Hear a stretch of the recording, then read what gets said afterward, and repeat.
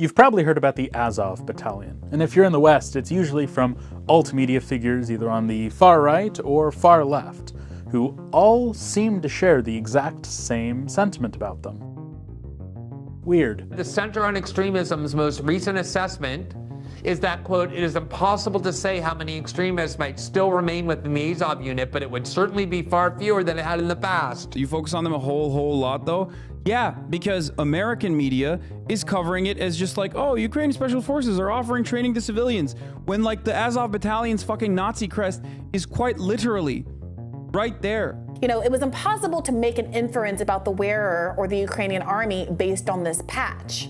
That was from the Anti-Defamation League, League's Jay really Hyman. Softballing. You know, I mean, the Anti-Defamation League, I have never seen, they've never met a hate symbol they would not eagerly denounce before. I'm just saying. Except now. Right. Can you imagine the ADL in any other context where doing so was not necessary to help Joe Biden and the Democratic Party? Putin has been saying that part of the project is to denazify Ukraine. And to acknowledge that there are a non-trivial number of Nazis in Ukraine is to them validating Putin's narrative. And there's frequent pictures all over. Anybody can find them of Nazis. Here they are. This looks like something you'd see out of Hitler's Germany. This narrative is often exploited by Russian operatives and foreign media who have a, let's say, relaxed understanding of Ukraine. And I must admit, I fully sympathize with the Ukrainians who are tired of having to relitigate Azov again and again and again. Especially when you have well-respected places like Pew Research coming out and saying that Ukraine is the least anti-Semitic country in Central or Eastern Europe. You have Western media's complete and utter failure to even report on the openly neo-Nazi unit in the Russian military known as Rusich. You even have noted Azov critics like Michael Colborn saying, in the first few years after it was founded, just a small minority of its soldiers had a connection to the far right. Today, these numbers are even smaller. As he regularly does, I think that Dr. Timothy Snyder says it best. On the question of Nazis, I've written 2 books as a historian about Nazis and the Holocaust. On the question of Ukrainian nationalism, I am the leading scholar of that subject in North America and have been writing about it for 20 years. If the chamber is interested in the degree of far-right participation in Ukrainian politics, you can be assured that no far-right party has ever crossed 3% in a Ukrainian election. So of course, there are bad people in every country, but by any comparative standard is a very small phenomenon. In Russia, on the other hand, the army includes openly Nazi formations, such as Rusich. The government itself is fascist in character, and it is carrying out a war which includes deportation of children by the tens of thousands, the open intention of destroying a state, as well as mass torture. So if we're looking for fascism, and if there is anyone who is sincerely concerned about halting fascism or racism, you would wish to halt Russia. The truth of the matter is often far more nuanced than anyone would like to admit. It is undeniable that Azov did have a far-right past. However, the Azov of today is far different than it was over a decade ago now. Those of a wide range of backgrounds who were forced to flee their homes due to Russian aggression in 2014 would often join Azov, not for any ideological reasons, but to fight for their home. On top of this, Azov has proven themselves to be an incredibly competent unit. And for these reasons, they had become incredibly well-respected in Ukraine, for fighting off the Russian aggression in the Donbass, for their legendary defense of the Azovstal plant, and for surviving Russian imprisonment today. This is why, every Sunday around the entire country, people come together and demand one thing: free Azov. Coming off of my early 2024 rally documentation of the 2 years of war rally in Washington, D.C., I was eager to get back out and document some of these rallies. I had seen photos from Ukrainian photographers that I follow and was incredibly interested. I just wasn't ready for the incredible energy that I found there.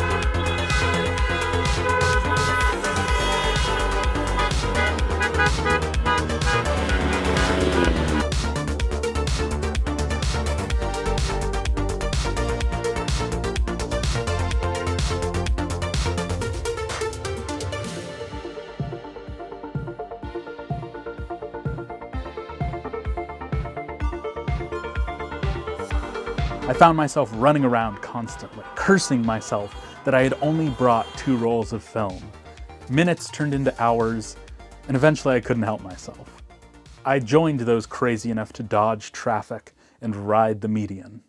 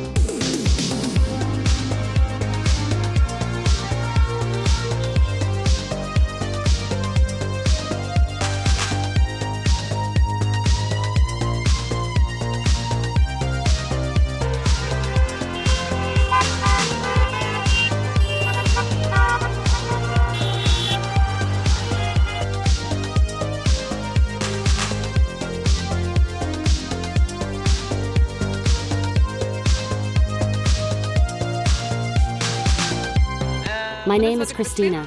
I work in marketing. If I am not mistaken, this is our 4th time here, 4th week. Since we started participating in demonstrations, I'm here because it's important not to be indifferent. It's important to support the people whose families are in captivity. This needs to be talked about and loudly. Our defenders, waiting for their return, must know we remember them, that we haven't forgotten them. It's important for the media to pick up this story and spread the word, so it remames alive. If a story doesn't get covered, it simply dies. That's why we are here. At times we live in now, so much is happening. So much news and information noise. One news story overrides the other. Even the important ones fade away. Anything can be forgotten, if not spoken about. That's why it's important to be here regularly. We should show support, scream about it all the time even.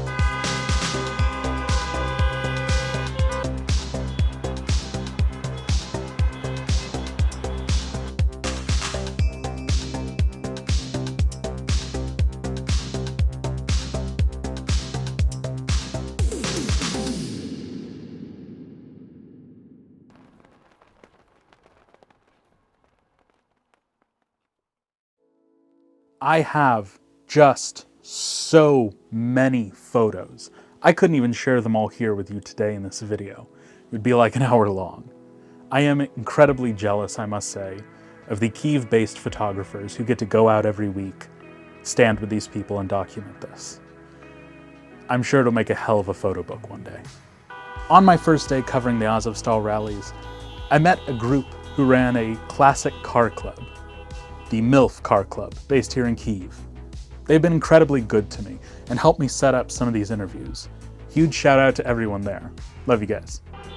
I am a photographer, Veronica. You can add my Instagram. Would be like link, yeah?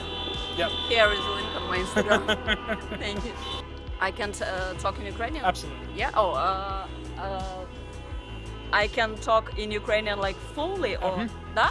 О, супер.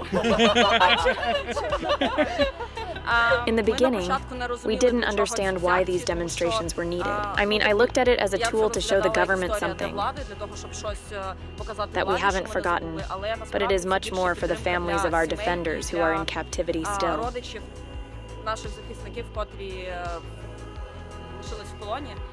To show them that the people, the society support them, that we remember. For me, that's the most important bit. But this is also a story for the media.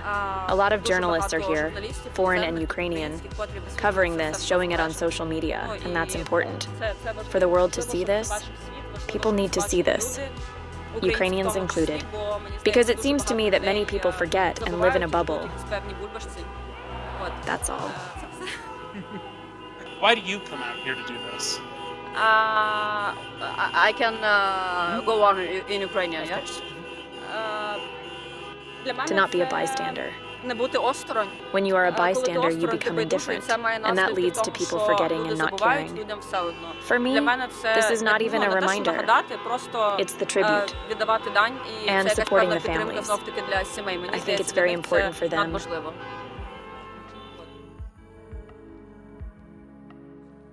These demonstrations were described to me by an acquaintance as one of our people's great actions. It allows civilians to go out and feel like they're making a difference. And they are. The families of those who have the people in captivity greatly benefit from not feeling alone. I have had the honor to sit down and interview two people who have survived Russian captivity, both a civilian under occupation and a member of the Chernobyl Defenders. Their stories are harrowing. And you just have to look at the photos that come out of how Ukrainian prisoners return from these horrid conditions.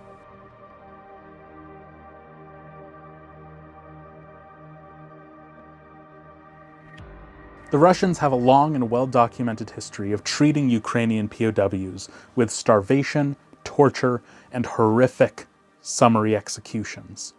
Matter in fact, it's so well documented because the Russians document it for us. The openly neo-Nazi unit I talked about in the beginning, Rusich, they advertised and asked on their public Telegram channel for somebody to hand over a Crimean Tatar POW so that they could do a ritual human sacrifice. All of this information is out in the open. Anyone can find it. Anyone can report on it, and it's maddening that the Western media chooses not to. But hey, I guess there's always time to run another story on Azov, right?